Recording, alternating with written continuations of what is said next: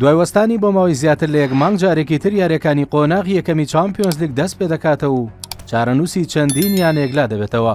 سێشەممە 9 یاریەم قۆناغە بەڕێوە دەچێت و لە کاتژمێر 11 بەرشلۆنی ئیسپانی لە دەرەوەی یاریگای خۆی دەبێتە میوانی بەنفیکای پورتوگالی.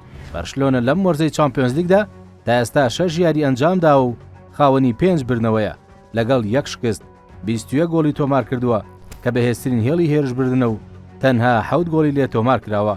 بەرشلۆنەکە لە ئێستادا بە کۆکردنەوەی 15 خاڵ لە پلەی دووەمی ریزبەندیدایە و دەیەوێ بە بردنەوەی ئەو یاریە زیاتر نزیک بێتەوە لە گەیشتن بە قۆناغی 16 تا لە کۆتا جەولەدا ڕووبەڕووی کێشە نەبێتەوە. لە بەرامبەردا بەنفیکاش دەیەوێ بە بەدەزێنانی سێ خاڵی ئەو یاریە بچێتە 8 پلەی یەکەمی ئەم قۆناغە. بەرشلۆن و بەنفیکا لە مێژوودا 9 جار ڕووبەڕوویەک بوونەتەوە، یانە کەتەلۆنیەکە لە 3 یاریدا براوە بوو و 8 گۆڵی تۆمار کردووە.